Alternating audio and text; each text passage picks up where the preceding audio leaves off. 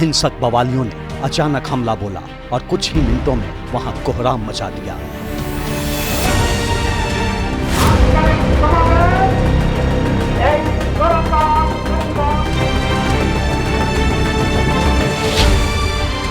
कट्टरपंथियों के निशाने पर रहा इस्कॉन नामहट्टा केंद्र।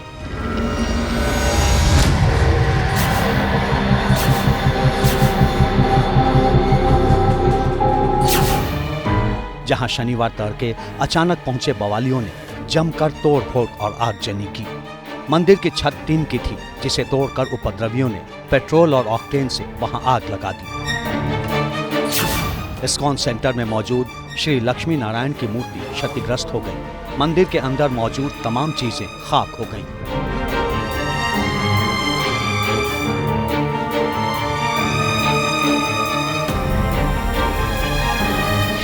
बांग्लादेश और बवाल अब एक ही देश के दो नाम हो चुके हैं। हिंदुओं पर लगातार हमले होते जा रहे हैं और ये बहुत तेजी से बढ़ रहे हैं। अब तो हिंदू मंदिरों को भी निशाना बनाया जा रहा है और बांग्लादेश की यूनुस सरकार हाथ पर हाथ धरे बैठी हुई है। इस हमले के बाद इस्कॉन के कोलकाता के उपाध्यक्ष राधा रमन दास ने एक्स पर लिखा, बांग्लादेश में एक और इस्कॉन सेंटर को जला दिया गया। इस्कॉन नामहट्टा सेंटर में श्री श्री लक्ष्मी नारायण की मूर्ति समेत हर चीज पूरी तरह जला दी गई। यह मंदिर ढाका के धौर गांव में था, जो तुराग पुलिस स्टेशन के तहत आता है, लेकिन उपद्रवियों के खिलाफ कोई कार्रवाई नहीं की गई। बांग्लादेश की जो इंटरिम सरकार है, उसमें जो भी पोजीशंस हैं, इनको एडवाइजर कहा जा रहा है। यूनुस भी एडवाइजर है। वो इनइफेक्टिव है मामले को कंट्रोल में लाने में, गवर्नेंस में। जो अनार्की फैल रही है उसके पीछे एक बहुत बड़ा पब्लिक ओपिनियन भी है और कट्टरपंथियों को सपोर्ट भी है। तो उस ग्रास रूट पॉलिटिकल सपोर्ट को देखते हुए बांग्लादेश की जो फिलहाल लीडरशिप है, वो एक तरह से कहते रहो कन्नी काट रही है। बांग्लादेश की यूनुस सरकार खामोश है, लेकिन भारत सरकार ने इस घटना पर कड़ा ऐतराज जताया है। विदेश मंत्री एस जयशंकर ने कहा, ये बांग्लादेश सरकार की जिम्मेदारी है कि वो सभी नागरिकों, खासकर अल्पसंख्यकों की सुरक्षा सुनिश्चित करे। बढ़ती चरमपंथी हिंसा और हिंदुओं के खिलाफ हो रही घटनाएं चिंताजनक हैं। इससे दोनों देशों के संबंधों पर असर पड़ सकता है। सवाल है कि ऐसी चेतावनियों से बांग्लादेश की बहरी सरकार पर क्या असर पड़ेगा, जब वो अमेरिका की चेतावनी को भी नजरअंदाज कर चुकी है। और तो और, अब तो बांग्लादेश के जागरूक लोग ही अपने देश को खरी खोटी सुनाने लगे हैं। जानी मानी लेखिका तस्लीमा नसरीन तक ने बांग्लादेश को जमकर फटकार लगाई है, लेकिन वो बताने से पहले देश में बांग्लादेश के खिलाफ गुस्से का सैलाब देख लीजिए।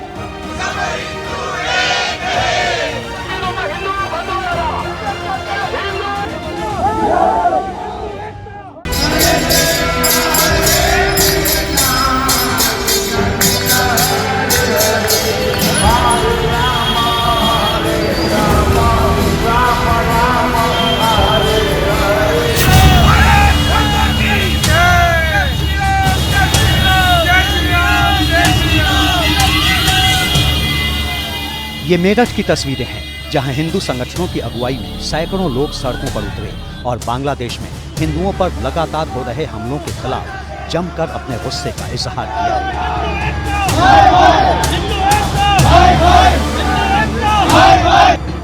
हिंदू संगठनों ने मेरठ के कमिश्नरी पार्क में पुतला फूंककर बांग्लादेश का विरोध किया। भारत माता की अधिकांश इस्कॉन के धर्मगुरु चिन्मय कृष्णदास की गिरफ्तारी के खिलाफ हुए इस विरोध प्रदर्शन में हिंदू संगठनों और बीजेपी नेताओं के साथ पार्टी के राष्ट्रीय उपाध्यक्ष और राज्यसभा सांसद लक्ष्मीकांत वाजपेयी भी शामिल हुए। इस मौके पर उन्होंने केंद्र सरकार से देश में एनआरसी लागू कर बांग्लादेशी घुसपैठियों को निकालने की मांग कर डाली। जो पाकिस्तान के जुर्म से मर रहे थे, जो काटे जा रहे थे, उस बांग्लादेश को मुजीबुर रहमान के नेतृत्व में भारत ने आज़ादी दिलाई थी। आज वहाँ ऐसे तत्व सक्रिय हो गए हैं जो धर्म संप्रदाय से लड़ाई करके और वहाँ हिंदुओं का पतन कर रहे हैं, हिंदुओं को मार रहे हैं, मंदिरों को तोड़ रहे हैं। मेरठ के अलावा शामली में भी बांग्लादेश के विरोध में सैकड़ों लोगों ने प्रदर्शन किया। इस दौरान हनुमान चालीसा का पाठ किया गया और जय श्री राम के नारे भी लगाए गए। उत्तर प्रदेश के अलावा दिल्ली से कोलकाता और मुंबई तक बांग्लादेश के खिलाफ लगातार विरोध प्रदर्शन हो रहे हैं। कोलकाता में बांग्लादेश में हिंदुओं के खिलाफ हो रही हिंसा को लेकर विपक्ष के नेता शुभेंदु अधिकारी की अगुवाई में प्रदर्शन किया गया। वहीं दिल्ली में बांग्लादेश दूतावास तक तमाम संगठनों ने विरोध प्रदर्शन किया। तो मुंबई में खुद मुस्लिम उलेमाओं ने बांग्लादेश में हिंदुओं के खिलाफ हो रही आगजनी और प्रदर्शन को लेकर अपना विरोध जताया। इस बीच बांग्लादेश की हिंसा पर देश में सियासत भी लगातार गर्माती जा रही है। उत्तर प्रदेश के मुख्यमंत्री योगी आदित्यनाथ ने विपक्ष पर सवाल उठाते हुए कहा कि बांग्लादेश में हिंदू, सिख और बौद्ध मारे जा रहे हैं, लेकिन दलितों को वोट बैंक की तरह इस्तेमाल करने वाले इस अत्याचार पर मौन क्यों हैं? बांग्लादेश में हिंदू, बौद्ध और अन्य अल्पसंख्यक समुदाय के लोगों को वहां के कट्टरपंथियों के द्वारा मारा जा रहा है, जलाया जा रहा है, उनकी संपत्ति को लूटा जा रहा है, माताओं और बहनों की इज्जत के साथ खिलवाड़ हो रहा है।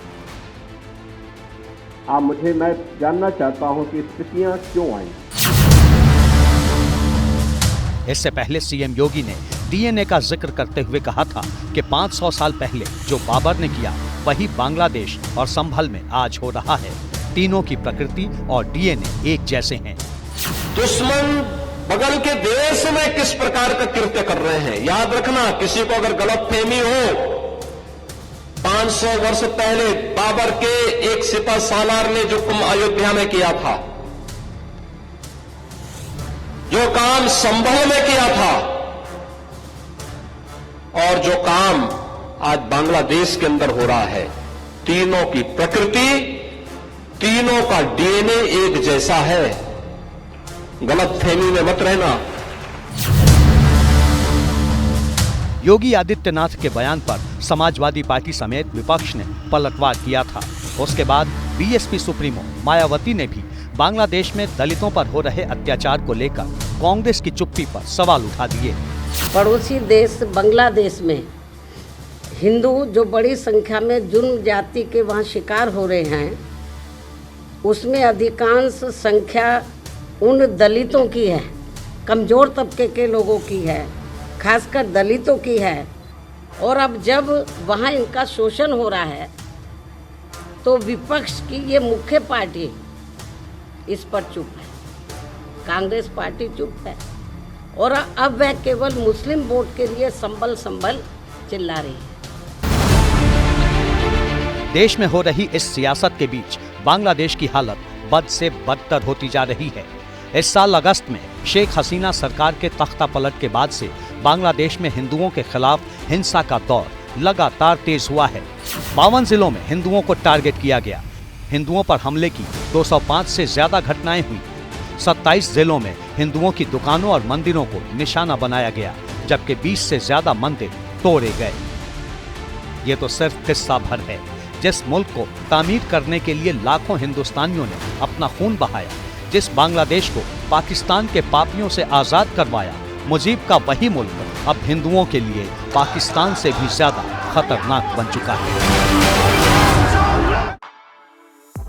For exclusive and insightful videos, subscribe to our new channel ABP Live Premium.